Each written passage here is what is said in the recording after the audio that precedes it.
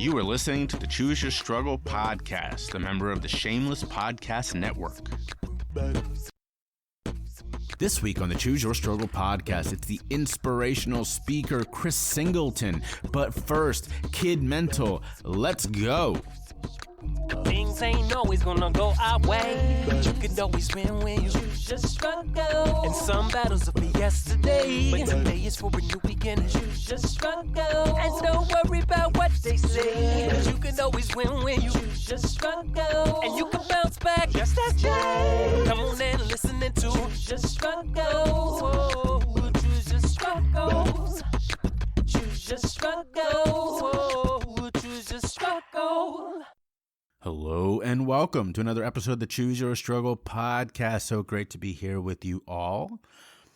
This is an episode that is long time in the making. And in fact, there's a stretch of those. I know I kind of mentioned this earlier a couple weeks ago, but there's some bigger names and people who are doing incredible work who I've been connected with and kind of working on getting on the show for a while. And they're all just kind of coming to fruition right now.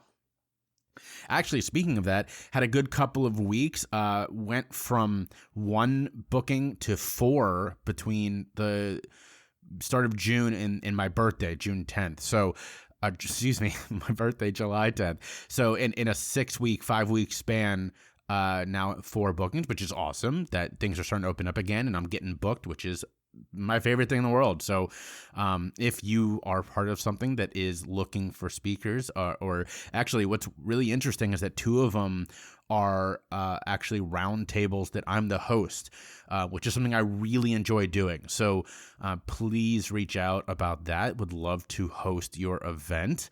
It's fun for me. And you know, I if you're thinking about, oh man, I don't know if I can afford him or something like that, I always drop my fee for hosting because it's a lot less work on preparation on my part, and it helps me help the organizer facilitate other voices, which is something I care about. So definitely reach out. Also, you'll notice on this one, I think, at least I did, that the sound quality is better. I tried my second new platform in 2 weeks. The one I used to record Claire Russell was fine. The one I used today for Chris is now my new platform. So hopefully that will avoid some of the issues I had with Zoom. And you know, I know you're all thinking, we didn't notice a thing. I know, but I did. So that's what matters. So now, today's guest is Chris Singleton. You may know that name if you're a baseball fan. He was a draft pick by the Chicago Cubs in 2017. Or you may know that name from his work now, which is as an inspirational speaker, an educator, and children's book writer. He is the son of one of the people tragically murdered during the Mother Emanuel massacre. And he took this unimaginable, and that's his word, right? I mean, and I fully agree with him. You cannot imagine the feeling of losing your mother to a white supremacist shooting in your place of worship.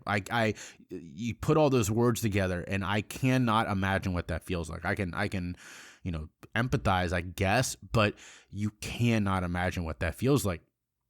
And he took this unimaginable experience and decided to use it to spread a message of love and education. And so just am such a big fan of his for that. I knew about him both from baseball and because of this story. I just think it's so amazing. Here's a guy who, you know, again, went through this experience and decided to do something incredible, and the fact that we are in the same field. And so one day when I was living in Charleston, because obviously this happened in Charleston, he's a hometown guy there, very, very well loved in that city. I walk into this baseball banquet. It's like one of the only events of that kind that I went to in the 2 years I was in Charleston because of COVID, obviously. But this is before COVID. I walk in and there he is. And I'm like, oh my God, this is so cool. Like I've been wanting to meet this guy. So I kind of flag him down and we chat for a minute. And we stayed in touch, followed each other on social media, and now we were able to make this a reality for the podcast. And one thing, he and I chatted, just caught up for a little bit after the interview. One thing I told him that I'm super impressed by, and that I definitely tip my hat to is he is sticking around to fight the good fight. My wife and I could not do it in Charleston. And part of that is that we didn't have as much of a tie there, right? My wife is from there, but at the same time, neither one of us loved it so much or cared about it so much that we wanted to stay and help make it a better place. Chris is doing that, and his work is tough in town. And he is very forthright when you talk to him about that it's a tough place to sort of connect over the issues of race and talk about the issue of race and love conquering the division there. But he is fighting that good fight. And I really tip my hat to him because it's tough. I can't imagine, I can't imagine. And that's sort of the theme for this week is unimaginable. So really props to Chris for him and for doing all his work and just being the kind of guy he is. I think you pick up on that idea in this episode. It's a bit shorter. We were pressed for time a bit, but it's still a half an hour interview. So you're getting a good amount of us anyways. All right, without further ado, enjoy this conversation with Chris Singleton. People will forget what you said, people will forget what you did, but people will never forget how you made them feel. That famous quote by the extraordinary Maya Angelou is exactly why I speak. It's why I tell my story and mix education around the topics of mental health, substance misuse and recovery, and drug use and policy with motivation, inspiration, and purpose. So when you're looking for your next keynote or breakout session speaker, reach out.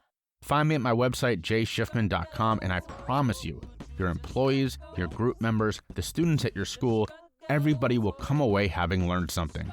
And that's how we create change. Reach out today. Thanks for sharing the podcast with your friends. If you're listening on Apple, please rate and review or check out the review link in the show notes. And don't forget to subscribe wherever you get your podcasts. Let's do it. All right. So first off, obviously, thank you for being here. If you wouldn't mind to give your brief 15, 20 second introduction, and then I would love for you to tell your story. Yeah, so my introduction, I'd say, is I'm an inspirational speaker. I'm an author, a husband, and a father. The reason why I don't say motivational speaker is because I don't scream and yell and tell people to do this, that, and the third. I just share my story and my heart, and hopefully I change perspective. So with me, I grew up without my dad in the house. He struggled a little bit drinking-wise, but he's a great dad. And then ultimately, where my story kind of begins, or my mission per se, is after my mother was taken away. My mother was a victim at Mother Emanuel AME Church in downtown Charleston, South Carolina, where a guy said he wanted to start a race war in this country and took 9 lives. And stemming from that, I have this mission now of unity, what that looks like in our schools, what that looks like in our companies, and just as people, what does that even mean? So that's the mission that I'm on now. And I've got one son, a son on the way, will be here pretty soon that we're excited about. I'm married to my high school sweetheart, and I'm loving life, man. Mm-hmm. Well, congratulations on the second child. Very happy for you. Thank you. And so, as my listeners know, until literally 3 weeks ago, I also lived in Charleston, and that's where you and I crossed paths, and that's where I got to see you speak. And what was so interesting is I knew your story and your work before that, and then I walk into this banquet, and there you are. You're speaking at this thing, and I think what's so interesting about your story, which some of my listeners will vibe with, because you're the second former baseball player on this podcast in about 3 months. Kyle Blanks, if you know that name, was on here a little while ago. You were that was a big part of your life until you had this opportunity. Opportunity is not the right word, because that's obviously you wouldn't have wished this opportunity on anybody. But this life-changing event that sort of showed you a different path. For sure. So for me, baseball was my getaway. People say that all the time, but baseball was everything to me. It was my thing that I could play to feel like I had a purpose in the world. It was the thing that was going to be my ticket to buy my mom a house and all that good stuff. The things that we dream of. And that was that way for a while until my mother was taken away. And after she was taken away, baseball was still my love, my passion, but I had this different mission with my life. I knew that I was more than just a baseball player. And so that's kind of how the flow of, being an athlete was for me. And then after I got released, I just started going full time with this speaking thing, and it's been phenomenal. It's been blessed so far. So for the obviously sadly so, Mother Emanuel is one of those events that everyone knows. If you say the name Mother Emanuel, people know of the terrible massacre. And from being in Charleston, I was at the Remembrance last year, or earlier this year, I don't remember, COVID, right? If you are okay with it, can you kind of talk us through a little bit about what that experience was like? I mean, you weren't there that night, so what was that like for you? Yeah, man. For me, it was I call it the unthinkable, right? Stuff you never in a million years think would happen to you until it does. I was 18 years young. My mom was a single mother of three. She was taking care of all of us. And when that happened, I was actually had a baseball game that night. Got the phone call and immediately rushed down there. And, anxiety was building up. And then ultimately, man, all that came to a stop when I heard that it was confirmed that she was taken away. And it wasn't until days later that I figured out that the reason why she was taken away is because somebody wanted to start a race war in this country. Initially, I didn't know why she was taken away. All I knew was that it happened in our church at Bible study. But as time went by, I realized why it happened. And then that kind of lit this flame under me and fueled me with the mission that I have right now. So I think that night had to have been one of those experiences that none of us can even like begin to put ourselves in your shoes. Being at something that, as you said, was your escape, and you get this call that, as you said, was unthinkable, right?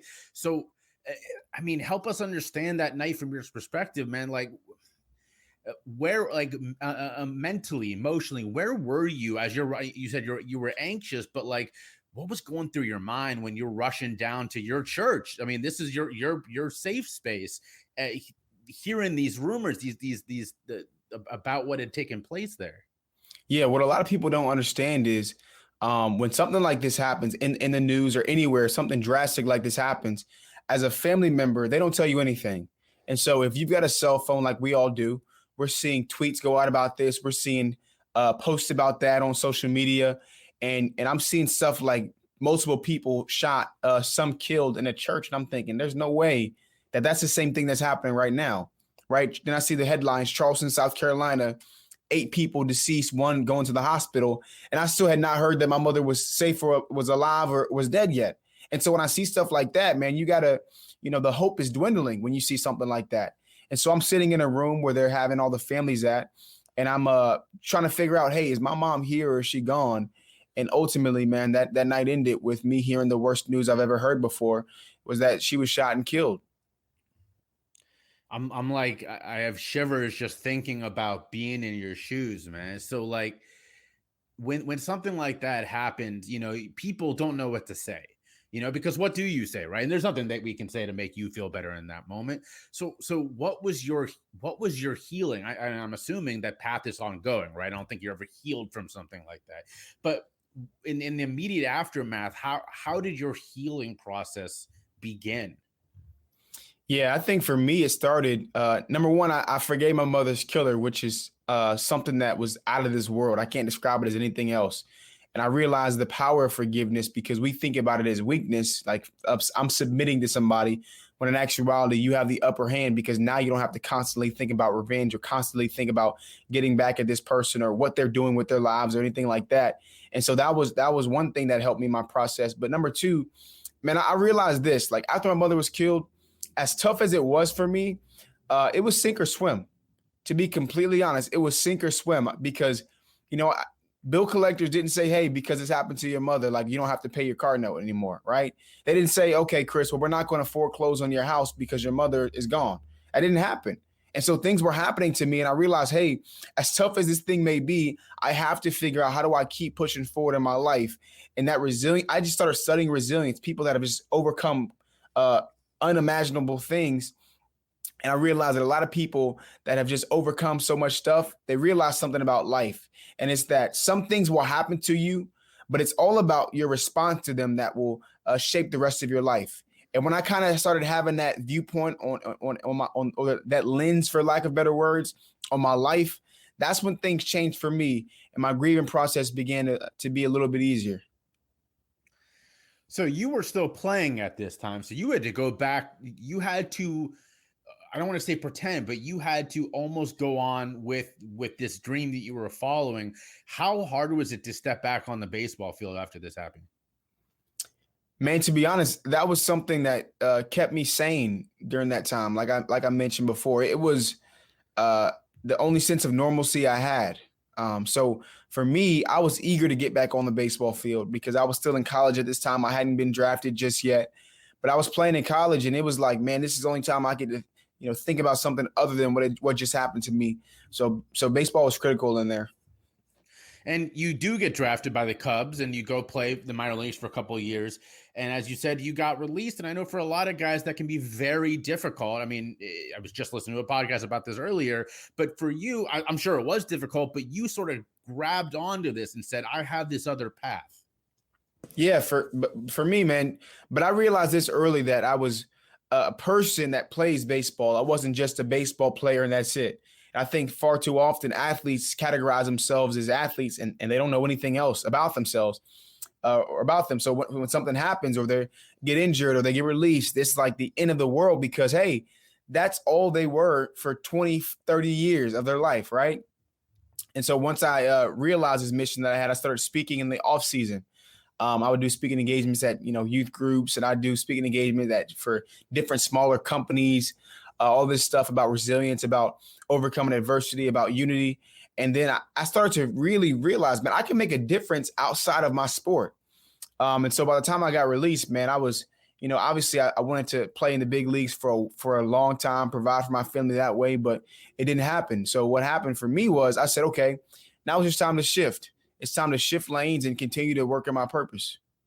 So before we actually go into all of your work, I want to sort of go back as a speaker myself, and someone who also, like you, sort of found their passion outside of their original thing. What can you remember your first time of like going up on stage and trying to tell to speak about this tragedy, about what you're learning, about your mission? What was that night like for you, or that day like for you? Yeah, man. Initially, I didn't want to be a speaker, right? It's not something I set out to say, hey, this is what I want to do at first. But I'll never forget, I saw a guy by the name of Inky Johnson, who's a phenomenal motivational speaker.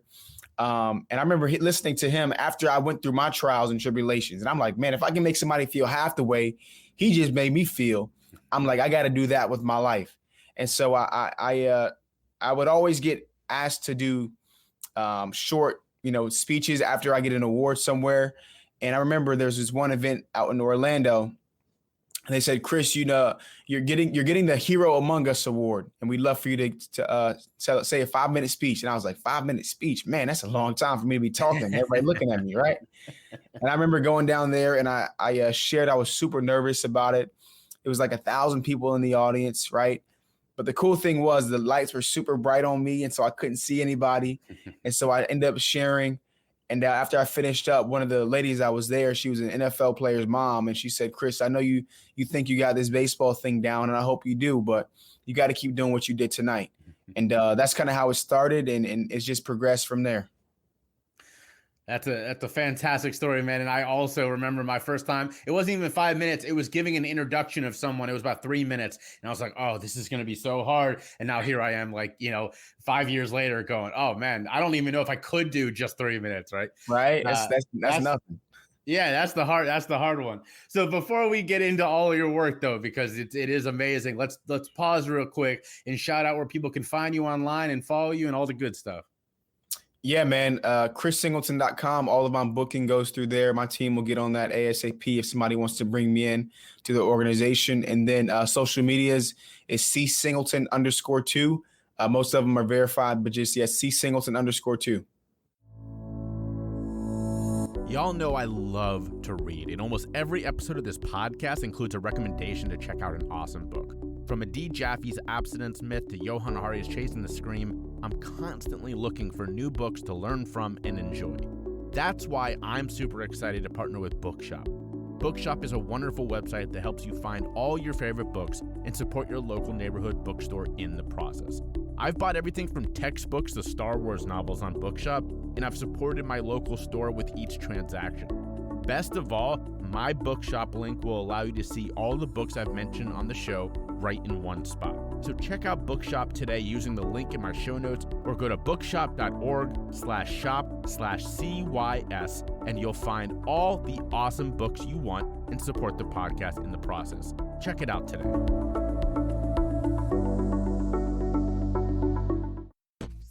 Subscribe to my Patreon for behind-the-scenes looks at the podcast, sneak peeks, and bonus data. You'll also get a discount on Choose Your Struggle merch. Find it at patreon.com/chooseyourstruggle. So before we actually talk about all your work, there is one other way to follow you and support you, and that is your book, which is awesome. Can you talk a little bit about the book? Because that was, when that came out, I was like, oh man, that's a cool twist on the work you're doing. Yeah, man. It's actually a children's book. So I started writing children's books about a year ago, only about a year ago, June 17, 2020, the 5-year anniversary when my mother was taken away. I released this children's book called Different, a story about loving your neighbor. And in hopes that I would sell 1,000 copies, right? I said, if I sell 1,000 copies, I'll be able to make my money back, right? Because I self-published my first book. And I said, if I sell 1,000, my wife won't kill me. We'll be okay. We'll be good to go. And so I ended up putting it out there. That's why I think producing something is so important. You never know, right? I ended up putting it out there. I ended up selling 1,500 copies in the first 6 hours. And it just started taking off. Different celebrities were shouting it out. The Obama Foundation got it and shouted it out. It was all over. And then I think we're about 18,000 copies now, which is apparently really, really good for a self-published children's book author. Everybody keeps telling me. So it's definitely started to take off for sure. Well, congratulations on that, man. Yeah, I remember being down in Charleston when it came out. I think it was that bookstore downtown was doing a thing about it. So, you know, there was definitely a lot of buzz about the hometown kid who was doing something cool. Yeah, exactly. So your primary is speaking, as you said, inspirational, not motivational, inspirational. And your topics are so important, and also it's almost like you could not put you in just one bucket, because there isn't just one. You're doing so much that it's crossovers, right? Because you're talking about the tragedy, you're talking about your personal sense of loss, but you're also talking about the disgusting role that race played in that loss. Is it hard sometimes for people to kind of, I mean, there's so much in your message, right? Is it hard for everyone to take it in? No, I think for most people, when they bring me in, they say, Chris, we want to hear the story, and then we have this thing we want you to touch on. So I always say my one non-negotiables, I have to talk about my mom, right? This is one of the ways I keep her legacy going. And the other thing that they'll say is, hey, well, maybe I want you to talk about leadership. Maybe I want you to talk about race in our schools. Maybe I want you to just talk about adversity or anything like that, or sales training, like different things people want me to share on. But my one non-negotiable is about my mom. So I think there is a lot of things people can choose from, but I think most organizations know why they're bringing me in. And you personally, I mean, we all, those of us who do speaking, we all have our one sort of lane, or the one focus that really excites us. Of all that you talk about, what is it that really is like, this is the one that I'm loving? Yeah, man, I love speaking to students and educators, more so educators now, because I think they play a vital role in my mission of just unity, right, in our schools. And I think sometimes we have to start at a young age. And so when I get to share with these educators and encourage them, because I think they're heroes, when I get to do that, man, it's phenomenal for me and for the work that I do. So there are some of these places that, you know, I mean, race can always be difficult, and difficult in a good way, but also in a bad way at times in some circles. Is it difficult for you trying to educate on this topic in some of these areas? Yeah, man. Some of the areas I go into, there's a little pushback for it, because they're like, man, I don't need this training, or I don't need to have this or to learn about that. And so I'll definitely see some pushback every now and then. But for the most part, man, I think generally people want to be united, right? Maybe they don't want to think the same thing. You don't have to think the same thing to just respect other human beings. And so I've gotten pushback a little bit here and there because I do it a little bit differently. super peacefully, more Dr. King than Malcolm X. But at the end of the day, I think most people, they'd agree with my message. Well, I know as someone who has seen you speak, it is incredibly inspirational. You're right. Motivation isn't the right word because you are not major pain. You're not screaming at people, but you're definitely leaving people inspired. And I think that shows in how busy you've been the last couple of years, right? I mean, as someone who follows you online as well, it's like every other week you're in a different place doing this work. Yeah, man. I think back in 2018, I really started to get on the road a little bit. I think I had about 34, maybe 40 engagements in 2018. 2019, I think I had 56. 2020, I had 74. And in this year, I've already got over 80 on the calendar that I think I'll be doing in 2021. So, yeah, definitely moving around, definitely shuffling, but doing the work that I've been called to do. So talk a little bit about 2020, because as again, someone who does similar work, it was a tough year for me. I in a lot of groups where people were really struggling when their main focus was speaking, and yet you flourished this last year. So how did that work for you? How were you able to keep having this impact? Yeah, well, I think what a lot of people were doing initially were they were focused on the money, right? In 2020, I can understand why that was the focus. But for me, I was just serving so many people whenever I could, whether they could pay me at the time or they couldn't. And that service allowed me to get more engagements on the back end. And so another thing that was huge for me was the virtual piece was amazing, right? At first, I was like, man, you know what? Virtual is not as cool. I can't provide for my family as much. I don't have that connection virtually. But then, man, I found a joy in it because I could speak somewhere 1 hour, speak 3 states away the next hour, and then I get to be home for dinner with my family. And that's something I wasn't able to do being on the road a lot. So I just basically had the best year of my career so far as a speaker because I switched everything virtual and was able to leverage some of the free and then get tons more paid engagements. So, again, inspiration is such an important word about your work. If you're trying to really hit home with someone, what is kind of your home run that you're going for? Because I've seen you do some pretty cool things. You had everyone stand up and you were having everyone shake hands at the beginning. You've done some cool things to get people out their seats and really motivated to be inspired. Yeah. So I think with me, one of the things I used to always do was I force people to get up and give somebody a hug that looks different than them and say, I love you to you. Right. And that's the thing that I would make people do because we always talk about love. And even I've said that love is stronger than hate. But a lot of people have never heard the words I love you from somebody that looks different than them. And so for us to keep saying love this, love that, it's like, well, have we ever even heard those words from somebody that looks different than us? And if the answer is no, then we've got some work to do. And so that's one of the things that I always do. And, I always talk about how I didn't really have the luxury of stopping and giving up in life, right? Because I had my brother, I had my sister that were counting on me.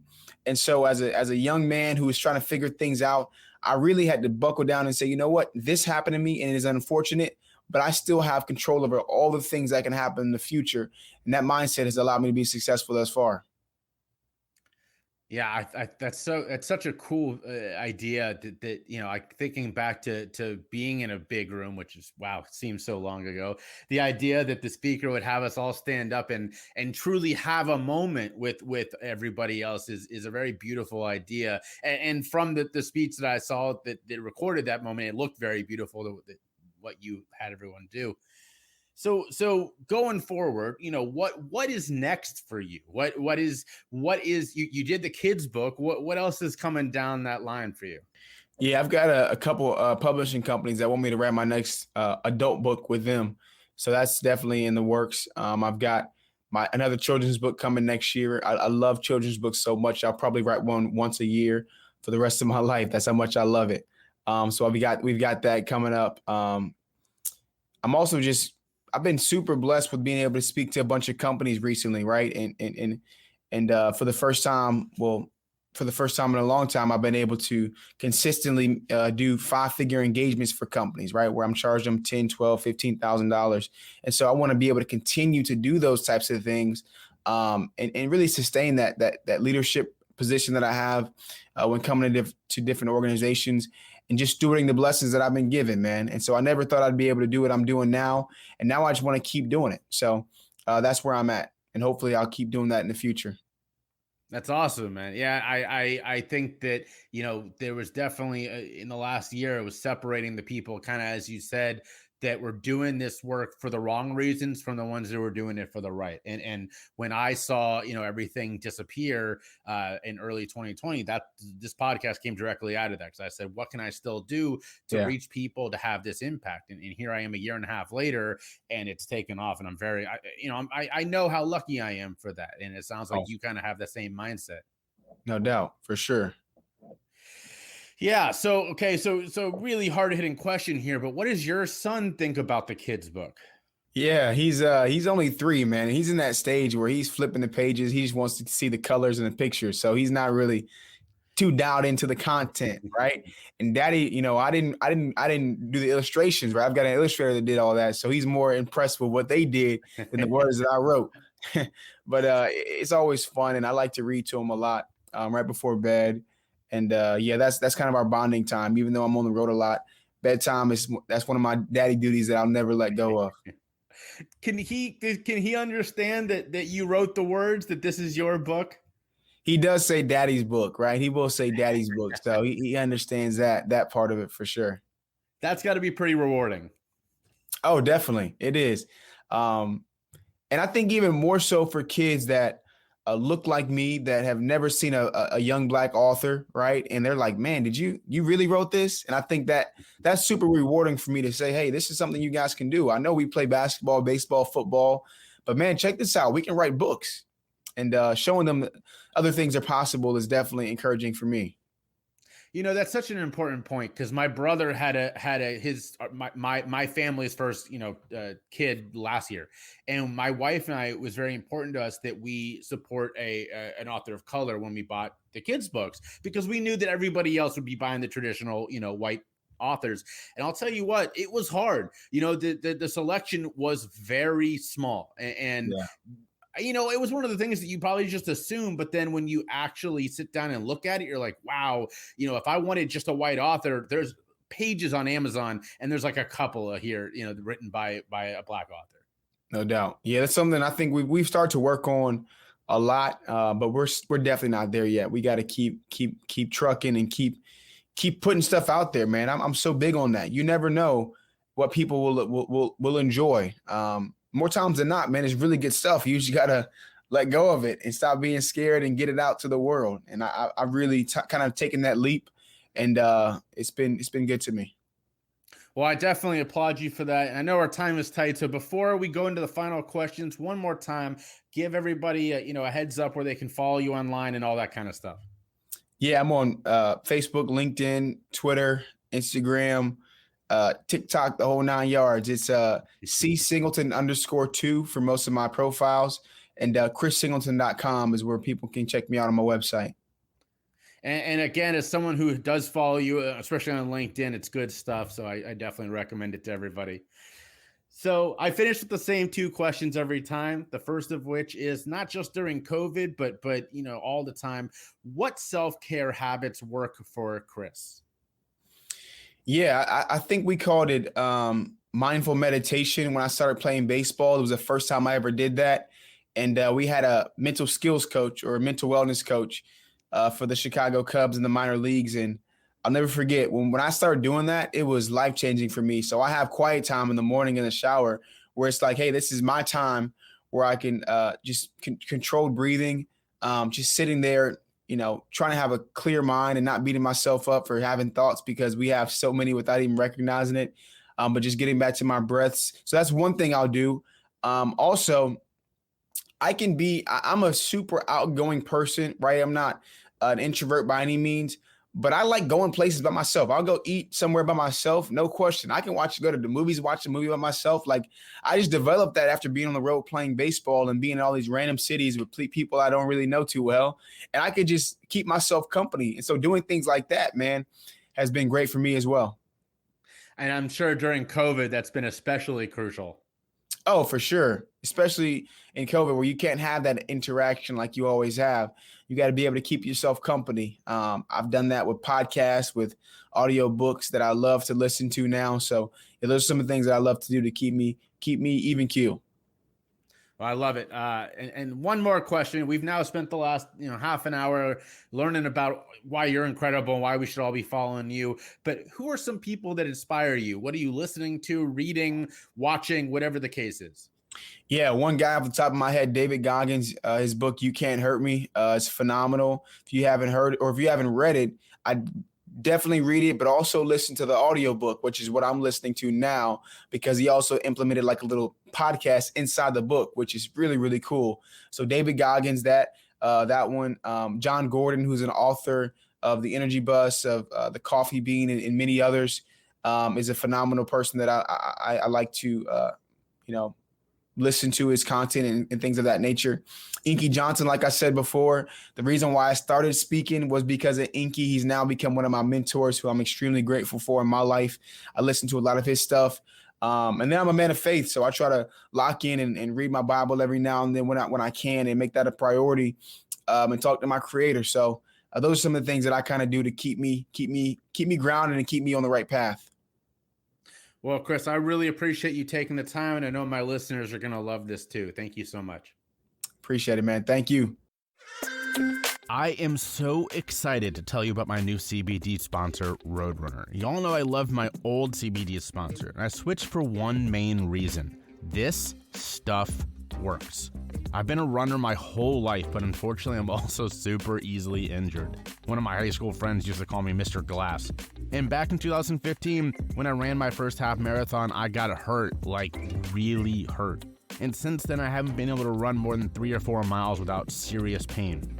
That is until I tried Roadrunner CBD's muscle gel. In a few short months, I'm regularly running 5.5 to 6 miles each outing, and I'm currently training for my next half marathon. I don't want to call it a miracle cure, but it's damn near close. So check it out at my personal Roadrunner link, which is roadrunnercbd.com/ref/CYS. Again, that's roadrunnercbd.com/ref/CYS, or at the link in my show notes or on my podcast website. And use the code CYS at checkout to get 10% off on all of their awesome products. Check it out today.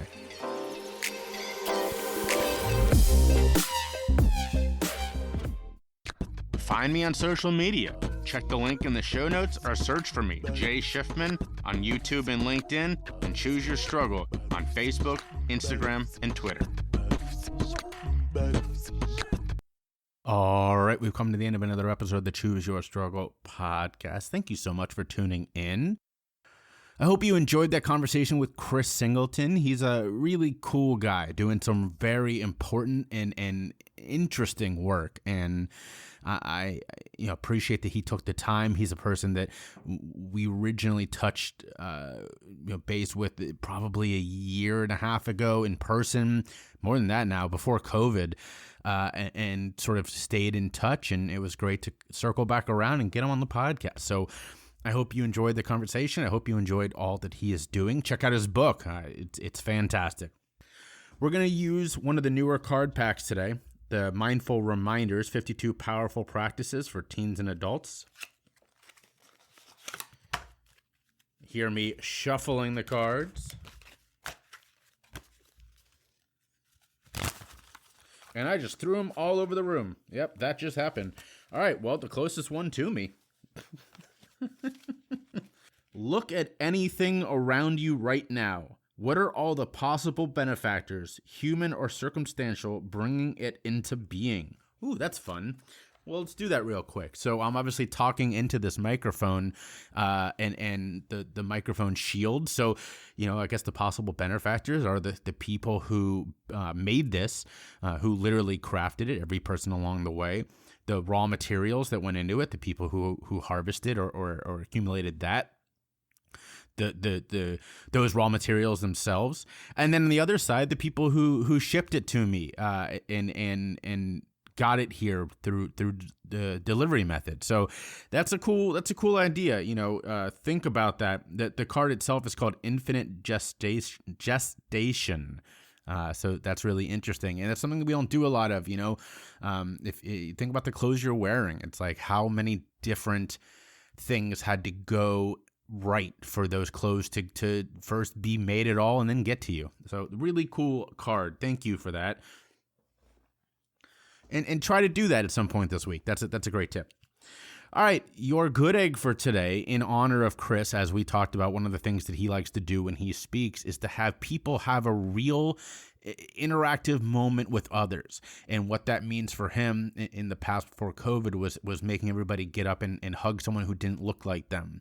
So that's your good egg today. Not the hugging part. We're still in this pandemic, but have an interaction, a positive interaction, a positive moment with someone who does not look like you. Learn from them, hear them, be with them, because as we say all the time on this podcast, it's hard to hate up close. So do that and think of Chris when you do, and thank him and reach out to him and let him know that you did this in his honor. But most of all, as always, be vulnerable, show your empathy, spread your love, and choose your struggle.